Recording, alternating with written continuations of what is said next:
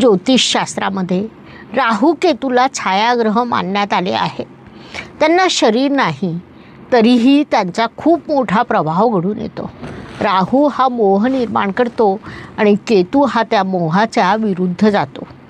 केतू वियोग दाखवतो, गूढता दाखवतो, आध्यात्मिकता देखील दाखवतो. भगवान श्रीकृष्ण भगवद्गीतेमध्ये अर्जुनाला सांगतात, मोह सर्व ज्ञानेन नाशय आत्मात्मभावस्त. अर्थात ज्ञान मिळाला की मोह नाहीसा होतो.